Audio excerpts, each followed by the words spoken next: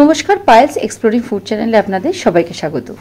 বাচ্চাদের স্কুল টিফিনে ধোসা বানিয়ে দেওয়ার বায়না করলেই সমস্যা, কারণ ধোসা বানিয়ে সঙ্গে সঙ্গে না খেলে কিছুক্ষণের মধ্যে ধোসার ক্রিস্পিনেসটা চলে যায়, নরমও হয়ে যায়, ফলে খেতে আর ভালো লাগে না, তখন পুরো টিফিনটা খায় না, ফেরত নিয়ে আসে।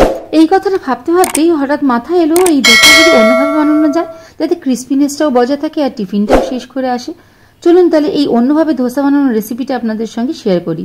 প্রথমে একটা পাত্রে একটু সামান্য রিফাইন তেল নিয়ে তাতে একটু জিরে এবং মাস্টার্ড সিড, তার সঙ্গে কিছু কারি পাতা সাথে করে নিন। আর একটা বাউলের মধ্যে 2 থেকে 3টে সেদ্ধ করা আলু খুব ভালো করে গ্রেট করে নিন। আরেকদিকে কিছুটা সল্টেড বাদাম নিয়ে একটু রাফলি ক্রাশ করে রাখুন।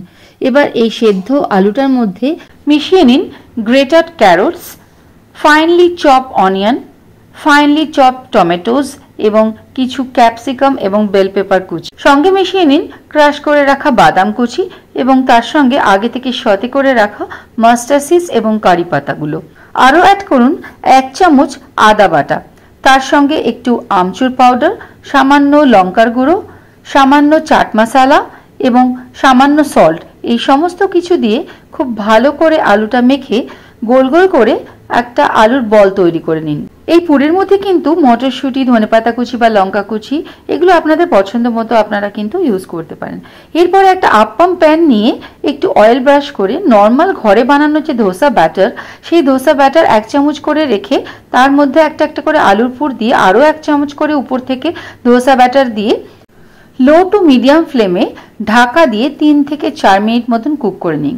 3 থেকে 4 মিনিট পরে এগুলোকে আবার উল্টে দিন, আবার একটু চাইলে বাটার কিংবা অয়েল ব্রাশ করে দিন, আবার 3 থেকে 4 মিনিট মতন ঢাকা দিয়ে কুক করে নিলেই কিন্তু রেডি মিনি ধোসা বাইটস।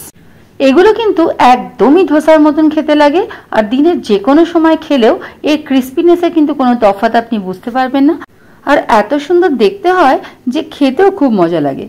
যে কোনো ধরনের সাম্বার বা কোকোনাট চাটনির সঙ্গে আপনারা কিন্তু এই মিনি ধোসা বাইটস এনজয় করতে পারবেন।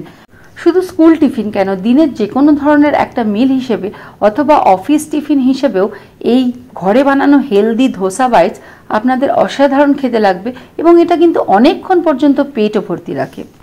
হেলদি টিফিনে বাচ্চাদের মন এবং পেট দুটোই ভর্তি থাকলে মায়েরাও টেনশন ফ্রি।